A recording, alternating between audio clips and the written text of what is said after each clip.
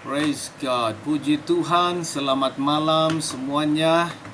Haleluya. Apa kabar? Saya harap semua berada dalam keadaan yang sehat-sehat ya.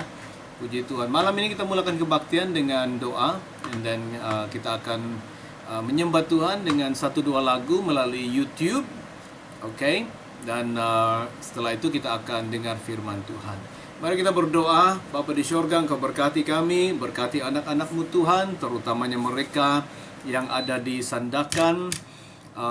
Tuhan, Engkau berkati, Engkau sertai, Engkau lindungi juga mereka yang akan melihat, mendengar video ini. Tuhan, Engkau berkati kehidupan mereka. Kami mengundang hadirat-Mu, kami mengundang kuasa Roh Kudus-Mu untuk menjamah kami malam ini. Tuhan, mari Tuhan, Engkau pimpin kami, Engkau berkati kami malam ini. Terima kasih, terpuji nama-Mu. Di dalam nama Yesus kami berdoa. Amin, amin, amin. Mari kita sembah Tuhan sama-sama.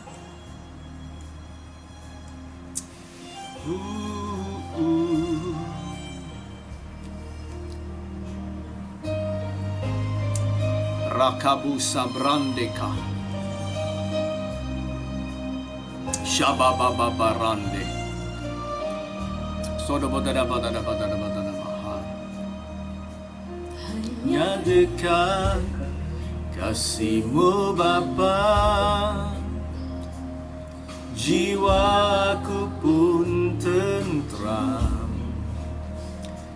Engkau menerimaku dengan sepenuhnya.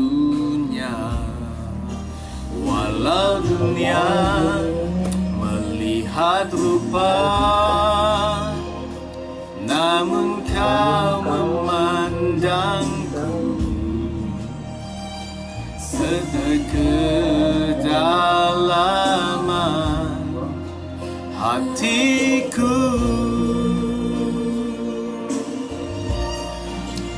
Tuhan, inilah yang ku tahu, Kau mengenal hatiku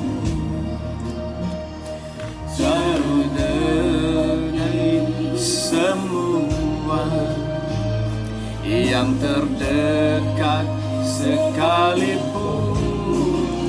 Tuhan, inilah yang ku mahu, Kau menjaga hatiku supaya kehidupan memancar senantiasa. Ya Tuhan, terima kasih. Urabaka shandalaka mandiribu sabrata. Kami puji nama-Mu Bapa. Haleluya. Shababa.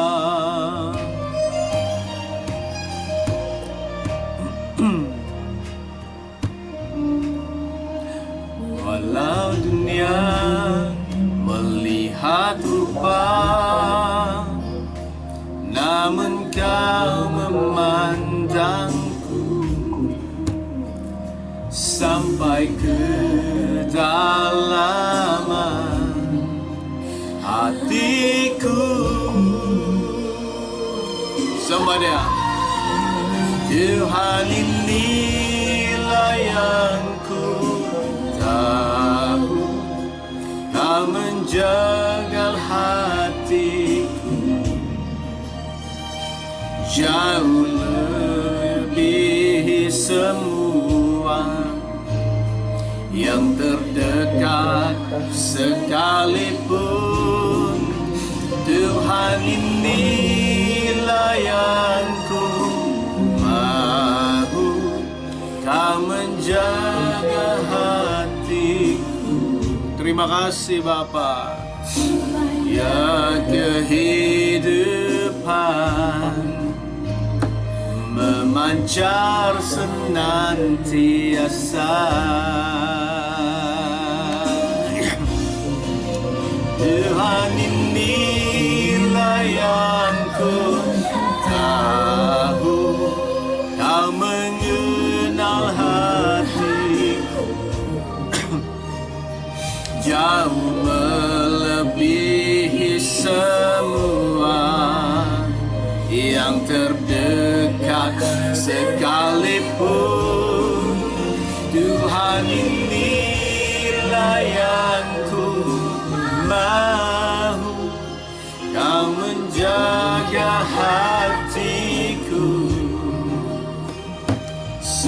cahaya kehidupan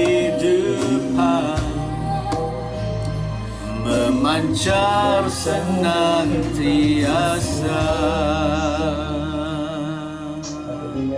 Terima kasih Bapa. Haleluya. Amen and amen.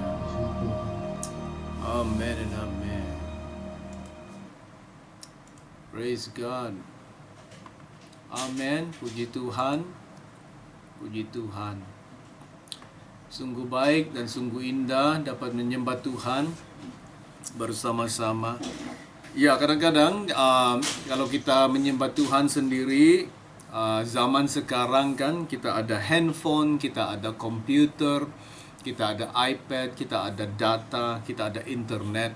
Jadi kadang-kadang kalau kita tidak ada gitar atau instrumen untuk menyembah Tuhan, on saja YouTube dan cari ya penyembahan di dalam YouTube banyak sekali, dan pasang itu sambil kita nyanyi sama-sama dengan lagu-lagu rohani di YouTube, kita menyembah Tuhan.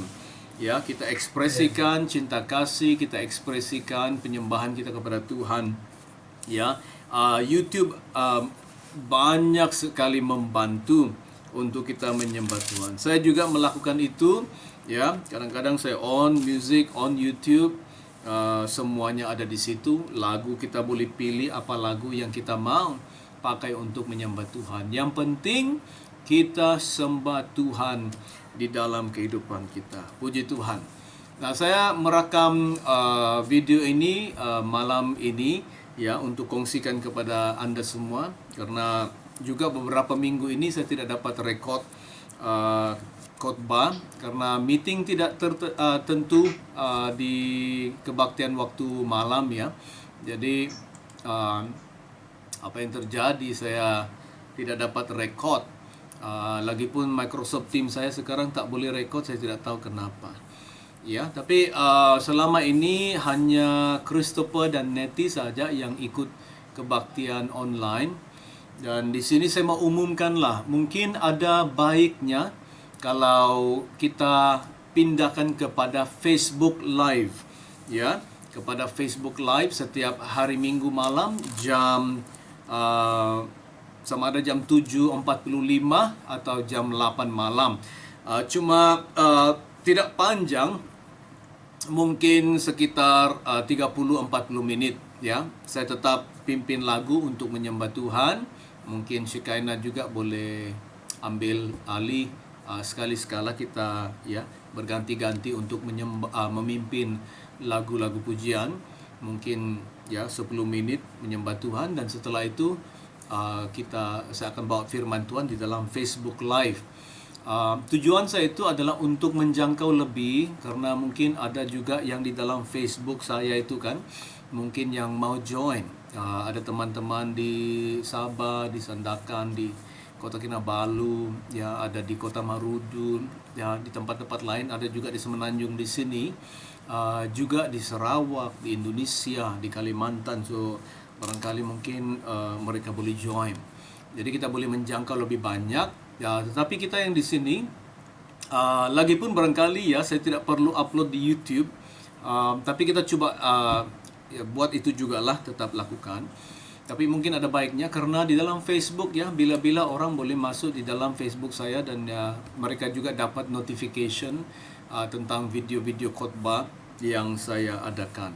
Jadi mungkin kita akan pindahkan ini ke dalam Facebook Live di masa terdekat ya. Kalau boleh pun barangkali minggu depan ataupun selepas minggu depan lah ya. Jadi tolong doakan. Juga mungkin kamu boleh berikan message di dalam WhatsApp group kita, di online bahasa WhatsApp group kita, untuk feedback ya, feedback. Alright. Jadi saya ada rencana untuk lakukan itu, untuk pindahkan Microsoft Teams meeting ini ke dalam Facebook. Cuma satu masalah, kita tidak boleh berinteraksi lah, kita tidak boleh berdialog ya, karena ya Facebook dengar saja kan, dan juga lihat dan dengar. Tapi kalau Microsoft Teams kita boleh tanya soalan, fellowship, sedikit tanya kabar ya. Tapi mungkin tujuan untuk menjangkau lebih banyak, saya pikir di Facebook boleh menjangkau lebih ya, dan kita akan upload di YouTube, dan kita akan juga upload di dalam kita punya Microsoft, di dalam kita punya WhatsApp group meeting. Oke. Malam ini saya mau bawa firman Tuhan di dalam 2 raja-raja yang saya khotbahkan tadi pagi ya. I'll be sharing what I preached this morning from 2 Kings chapter 6 verse 1 to 7. So if you have your Bible in English, you can read that in 2 Kings chapter 6 verse 1 to 7. But I will read in bahasa. Di dalam bahasa saya akan baca 2 raja-raja pasal 6 dari ayat 1 hingga ayat 7. Saya akan berbicara malam ini tentang mendapat kembali atau mengembalikan hadirat Roh Kudus di dalam kehidupan kita, ya. Mengembalikan ataupun mendapat kembali hadiran Roh Kudus dalam kehidupan kita. Jadi di sini di dalam raja-raja, 2 raja-raja pasal 6 dari ayat 1 hingga 7. Saya akan bacakan. Ayat 1 berkata, pada suatu hari berkatalah rombongan nabi kepada Elisa. Rombongan nabi kalau dalam bahasa Inggris itu the sons of the prophet, or the children of the prophet. Maksudnya murid-murid para nabi. Para nabi-nabi dulu mereka ada juga buka sekolah kenabian, ya. Ada mereka buka the school of the prophets, mereka panggil sekolah kenabian. Jadi banyak juga orang yang masuk sekolah itu untuk diajar dan dibangkitkan, di training untuk menjadi nabi. Jadi di sini rombongan nabi ini ataupun student-student ya datang kepada Elisa, Nabi Elisa. Kata mereka, cobalah lihat tempat tinggal kami di dekatmu ini adalah terlalu sesak bagi kami. Baiklah kami pergi ke sungai Yordan dan masing-masing mengambil satu balok dari sana, satu kayu balak itu kan. Satu kayu balak, Indonesia bilang balok dari sana, supaya kami membuat tempat tinggal untuk kami. Jawab Elisa, pergilah. Lalu ayat 3, berkatalah seorang, silakan ikutlah dengan hamba-hambamu ini. Jawabnya, baik, aku akan ikut. Ayat 4, maka ikutlah ia dengan mereka. Setelah mereka sampai ke sungai Yordan, mereka pun menebang pohon-pohon. Dan terjadilah ketika seorang sedang menumbangkan sebatang pohon, jatuhlah mata kapaknya ke dalam air. Lalu berteriak-teriaklah ia, wahai tuanku, itu barang pinjaman. Tetapi berkatalah abdi Allah, yaitu Elisa, kemana jatuhnya? Lalu seorang itu menunjukkan tempat itu kepadanya. Kemudian Elisa memotong sepotong kayu, lalu dilemparkannya ke sana. Maka timbullah mata kapak itu. Dalam bahasa Inggris, terjemahan lain katanya berenanglah mata kapak itu. Luar biasa kan? Timbullah mata kapak itu dibuatnya. Lalu katanya, ambillah. Orang itu mengeluarkan tangannya dan mengambilnya. Ini suatu cerita mujizat yang dilakukan Elisa, atau suatu mujizat yang terjadi di zamannya Elisa. Satu mujizat yang luar biasa. Dia nampak kelihatan seperti natural, ya, tetapi sebenarnya suatu mujizat yang luar biasa.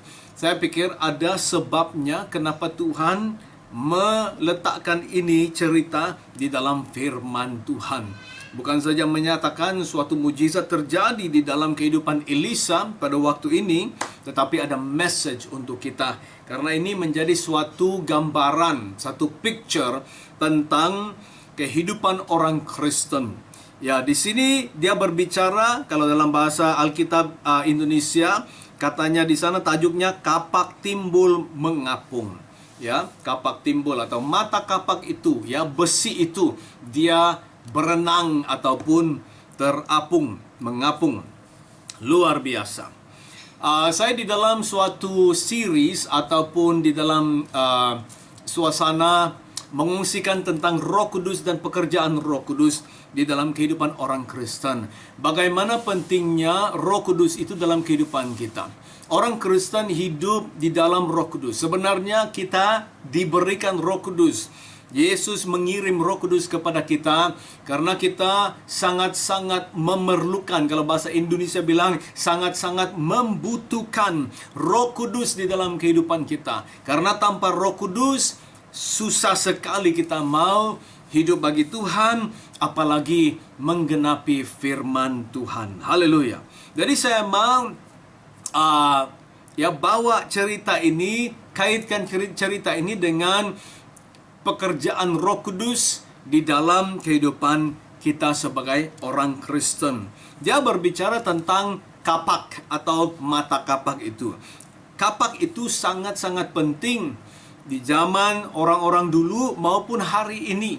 Karena kapak itu pada zaman-zaman mereka ini, zaman Elisa ini adalah suatu alat yang sangat-sangat penting untuk mereka potong kayu, untuk mereka bangunkan rumah, untuk mereka tebang kayu balak atau balok di sini, ya, kayu besar untuk dijadikan papan untuk membuat suatu rumah atau kediaman. Jadi kapak ini dipakai sama gambarannya dengan Roh Kudus. Roh Kudus itu sangat penting dalam kehidupan kita. Kapak itu juga sangat penting di dalam kehidupan kita. Kapak itu harus tajam, bukan tumpul. Kapak itu harus tajam untuk kita senang buat kerja. Ya, di dalam buku Eklesiastis ataupun Pengkhotbah, ya, kita pergi ke buku Pengkhotbah, Eklesiastis. Ini susah cari sedikit ya. Banyak orang tidak tahu di mana Eklesiastis. Selepas Amsal, ya, selepas Amsal di dalam Pengkhotbah 10 ayat 10, Eklesiastis 10 verse 10, Eklesiastis 10 verse 10. Pengkhotbah 10 ayat 10 berkata, jika besi menjadi tumpul, ya, dia berbicara tentang kapak ini. Jika besi menjadi tumpul dan tidak diasah, maka orang harus memperbesar tenaga. Tetapi yang terpenting untuk berhasil adalah hikmat. Nah, katanya kalau besi itu tumpul, kapak itu tumpul, ya, mata kapak itu tumpul dan tidak diasah, maka dia perlu membesar tenaganya. Maksudnya, kalau dia potong kayu itu dia pakai banyak tenaga. Dia harus hampas kuat-kuat. Tapi kalau kapak itu dia tajam, tidak perlu kita pakai tenaga banyak, ya. Kita save energy. Jadi kita pukul pun tidak terlalu kuat karena dia tajam, senang untuk kayu untuk pecah ataupun terbelah. Luar biasa kan? Jadi Roh Kudus dalam kehidupan kita itu seolah-olah kita harus asah dan tajamkan. Pelayanannya, pergerakannya, manifestasinya, urapannya, kuasanya harus, ya, ada di dalam kehidupan kita. Kita asah dia dengan doa, kita asah dia dengan hubungan yang intim dengan Roh Kudus. Kita asah dia dengan bersekutu dengan Roh Kudus, taat kepada Roh Kudus, ya, tunduk kepada Roh Kudus, dipimpin Roh Kudus. Luar biasa. Katanya di sini student-student ataupun anak buah para nabi ini, rombongannya itu berkata, tempat kediaman kita itu sudah sesak, ya, sempit. Katanya kita harus pergi ke sungai Yordan dan bawa kayu dan, ya, buat kediaman yang lebih besar. Ya, kadang-kadang kita berada dalam kehidupan ini. Hidup kita seperti sesak. Hidup kita seperti sempit. Kita harus perbesarkan, kita harus perlebarkan hidup kita. Rohani kita harus tambahkan, perbesarkan. Kita harus stretch, ya, kehidupan rohani kita. Ada waktu-waktu kita akan sampai ke tempat ini. Jadi mereka kata kepada Nabi Elisa untuk mereka pergi. Jadi Nabi Elisa kata, pergilah di ayat 2. Pergilah. Tapi di ayat ketiga katanya, engkau harus ikut.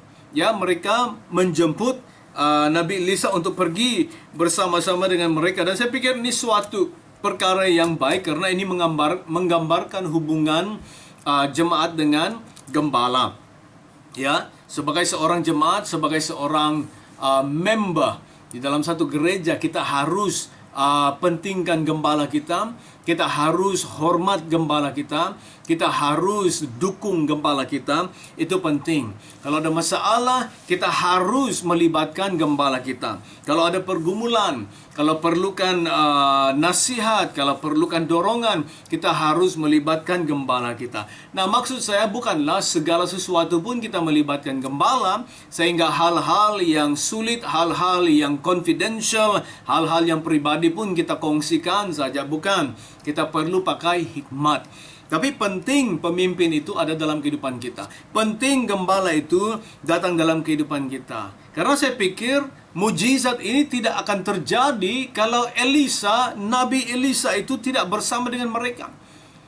Orang-orang ini, anak-anak Nabi ini atau pelajar-pelajar mereka ini, saya pikir mereka ada hikmat untuk membawa Elisa. Karena mereka tahu Elisa pada waktu itu sudah memulai melakukan mujizat. Elisa pada masa itu sudah diteguhkan sebagai Nabi Tuhan, dan kuasa Tuhan menyertai Elisa. Mereka tahu, mereka mau gembala mereka mau pemimpin mereka bersama-sama dengan mereka. Jadi penting hubungan jemaat dengan pemimpin atau gembala itu sangat penting. Saya dorong kita untuk selalu berhubung dengan pemimpin kita. Fellowship, message, telepon, atau message, tanya soalan, tanya kabar, dukung, sokong, support gembala kita. Sangat-sangat penting sekali. Saya berbicara di sini sebagai hamba Tuhan, sebagai gembala Anda semua. Ya, perlu. Ya, hamba-hamba Tuhan itu, saya bukan bercakap begini untuk untuk memanipulasi Anda ataupun mengontrol Anda dengan perkataan-perkataan saya, tapi ini suatu realitas yang terjadi. Gembala-gembala ataupun pemimpin-pemimpin gereja, terutamanya gembala yang menggembalakan gereja, mereka banyak berkorban. Hidup mereka serahkan kepada Tuhan. Ya, mereka tinggalkan segala sesuatu untuk melayani Tuhan. Banyak perkara gembala-gembala tidak lakukan seperti apa yang jemaat biasa boleh lakukan. Banyak perkara-perkara gembala itu sudah dia sacrifice, sudah dia korbankan, karena dia mau ikut Tuhan, melayani Tuhan, untuk melayani jemaat, untuk membangun gereja. Jadi jemaat itu harus paham dan mengerti pengorbanan seorang gembala itu. Mereka bukan hanya khotbah di mimbar, tapi kehidupan mereka itu sudah diserahkan sama Tuhan. Sokonglah, dukunglah gembalamu. Sokonglah, dukunglah gerejamu. Support. Saya percaya Tuhan akan memberkati Anda. Saya percaya Tuhan akan campur tangan di dalam kehidupan Anda semua apabila Anda mendukung, menyokong gereja dan juga gembala Anda. Haleluya. Jadi mereka bawa Elisa. Elisa kata, ya, saya akan ikut. Tapi sewaktu mereka menebang pokok untuk buat rumah ini, kepala kapak itu atau mata kapak itu jatuh ke dalam sungai. Masalah terjadi kan? Ada waktu dalam kehidupan orang Kristen, Roh Kudus itu atau urapan Tuhan, hadirat Tuhan itu seperti meninggalkan kita. Kita tidak merasa hadirat Tuhan lagi. Tidak ada manifestasi lagi. Tidak ada mujizat, tidak ada kuasa Tuhan. Kenapa? Karena jatuh. Maksudnya ada masalah. Mungkin ada dosa, mungkin kedagingan, mungkin pemberontakan, mungkin tidak taat sama firman Tuhan. Kita mendukakan Roh Kudus, kita menyakiti perasaan Roh Kudus. So ada waktunya mata kapak itu terjatuh. Dan dia berkata di ayat 5, wahai tuanku, ya. Kalau di sini kita bilang, aduh pastor, itu mata kapak itu saya pinjam saja. Saya harus cari itu. Jatuh di sungai, tak tahu. Waktu itu zaman Elisa ini, sungai Yordan pada waktu adalah sungai yang besar, sungai yang dalam pada waktu itu. Kita ingatkan Joshua waktu dia menyeberangi sungai Yordan itu, Tuhan lakukan mujizat. Sewaktu para imam masukkan kaki ke dalam sungai Yordan itu terbelah dua, dan dia air itu menegak, ya, berdiri supaya orang Israel dapat menyeberangi sungai itu. Kalau saya tidak silap, ya, saya belajar tentang sejarahnya sungai Yordan terbelah dua itu. Sebenarnya dia terbelah begitu panjang, hampir 20 batu. Sebenarnya itu mujizat. Bukan hanya terbelah di situ untuk orang menyeberang, tapi ini terbelah dan airnya itu mundur ke belakang sehingga 20 batu. Itu sebabnya 3 juta orang Israel itu dapat menyeberang sungai Yordan. Sungai Yordan pada masa itu dia sungai yang besar, sungai yang dalam. Macam mana mau cari mata kapak yang jatuh ke dalam sungai yang dalam itu? Luar biasa kan? Luar biasa. Haleluya. Jadi Elisa berkata, di mana dia jatuh? Dia tunjukkan tempat dia jatuh. Elisa apa yang dilakukan? Dia memotong sepotong kayu, yaitu satu ranting kayu, dan dia buang ke tempat di mana mata kapak itu jatuh. Luar biasa. Dan sewaktu dia lakukan itu, dia ambil kayu itu, dia buang ke tempat mata kapak itu terjatuh. Firman Tuhan berkata, mata kapak itu terapung atau timbul. Bahasa Inggris bilang berenang. Berenang.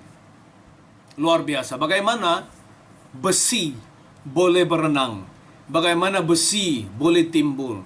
Ya, mungkin orang bilang, ya, kalau kapal itu besi semuanya, kapal yang besar timbul juga.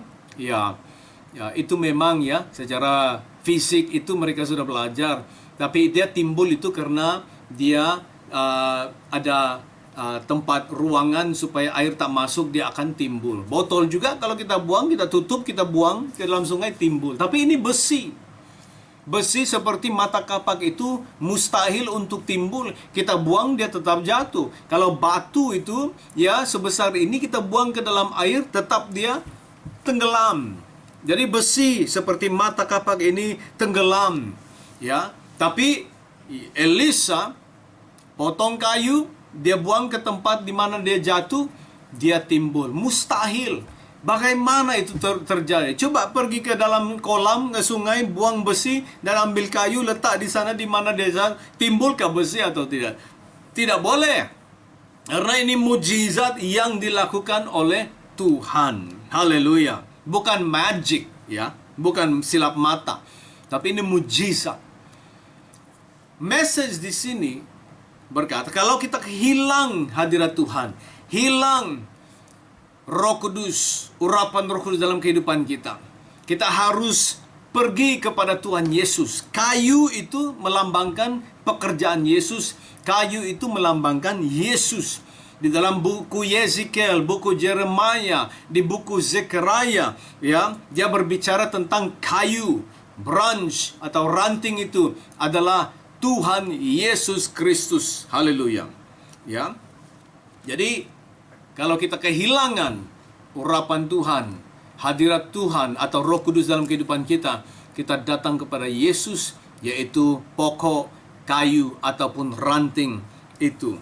Datanglah kepada Yesus, pasti urapan itu akan timbul kembali. Pasti hadirat Roh Kudus itu akan timbul kembali di dalam kehidupan kita. Haleluya, puji Tuhan. Saya mendorong kita ini karena kita harus bergantung kepada Roh Kudus. Ya, kita berdoa kepada Yesus. Tetapi ini adalah era Roh Kudus. Roh Kudus diberikan kepada kita untuk menolong kita. Dalam Yohanes 14 katanya dia adalah penolong kita. Bukan saja penghibur, tapi dia seorang penolong kita. Dia tolong kita dalam saat pergumulan, saat masalah, apa-apa yang kita hadapi, Roh Kudus adalah penolong kita. Luar biasa, Allah Roh Kudus berada di dalam kehidupan kita. Jadi malam ini saya dorong kita untuk datang kepada Yesus. Bertobatlah. Bertobatlah. Tinggalkan perbuatan kedagingan. Tinggalkan dosa. Mendekatkan diri kepada Tuhan Yesus. Bertobat. Terima pengampunan Tuhan. Bertobatlah. hidupmu akan diberkati, hidupmu akan berubah, hidupmu Tuhan akan ubahkan menjadi lebih baik. Engkau akan menjadi seorang yang lebih baik, akan menjadi seorang istri yang lebih baik, seorang suami yang lebih baik, seorang bapa yang lebih baik, seorang anak Tuhan, orang Kristen yang lebih baik. Dan hidupmu akan menjadi berkat kepada banyak orang di luar sana. Tuhan mau memakai kita. Seperti mata kapak ini penting untuk menebang pokok. Roh Kudus penting untuk kita melakukan pekerjaan Tuhan. Seperti mata kapak yang jatuh ke dalam sungai hilang, Roh Kudus atau hadirat Roh Kudus, urapan Roh Kudus juga boleh hilang. Tapi ada penyelesaiannya. Bagaimana dia mendapat kembali ranting yang dipotong dari kayu itu, dilempar ke dalam tempat di mana dia jatuh, dia timbul kembali. Kalau kita datang kepada Yesus, urapan akan timbul kembali. Kalau kita datang kepada Yesus, Roh Kudus akan datang kembali. Saya mau tutup dengan ini. Tadi pagi sebelum kebaktian saya mandi, saya persiapkan diri. Tapi sewaktu saya mandi, pikiran saya berada dalam Tuhan. Saya merenung-renung apa yang saya khotbahkan tentang urapan. Lalu ada pikiran yang datang, ya. Pertanyaan datang. Di mana Roh Kudus tinggal di dalam kehidupan orang Kristen? Di mana dia tinggal?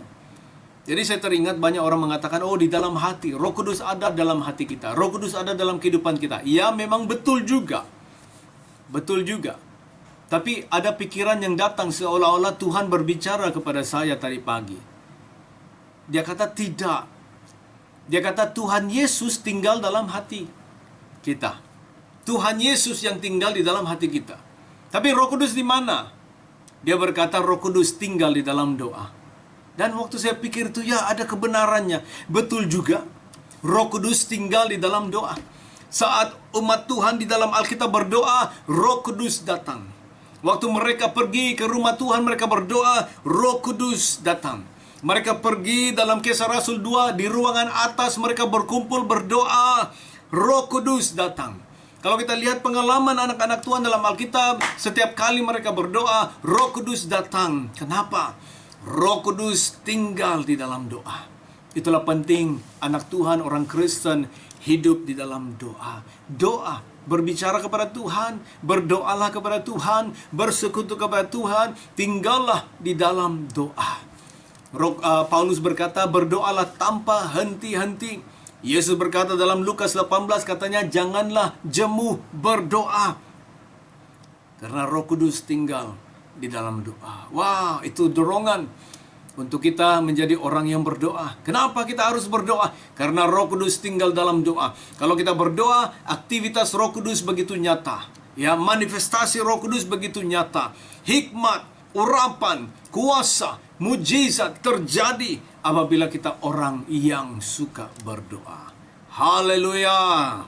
Haleluya. Saya tinggalkan Anda dengan firman Tuhan ini. Saya berdoa firman ini akan mendorong kita untuk lebih dekat kepada Tuhan. Mungkin ada yang perlu bertobat, datang kepada Yesus. Mungkin ada yang perlu menyerahkan dirinya kepada Tuhan Yesus. Lakukanlah itu hari ini. Dan hidupmu akan diubahkan, hidupmu akan diberkati. Puji Tuhan, mari kita berdoa. Bapa, berkati anak-anak-Mu yang mendengar firman Tuhan. Roh Kudus sangat penting dalam hidup kami. Kami mau mengalami Roh Kudus. Kami mau menerima Roh Kudus. Tuhan, benarkan Tuhan. Jawab doa kami Tuhan. Jamah kehidupan kami dengan Roh Kudus-Mu. Biarlah kami lebih mendekat kepada Tuhan. Karena Roh Kudus ada dalam hidup kami. Tuhan, saat kami kembali kepada Engkau, datang kepada Yesus, kembalikan urapan-Mu. Kembalikan Roh Kudus.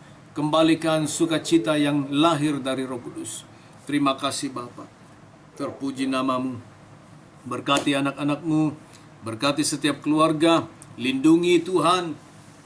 Hancurkan kuasa virus COVID-19.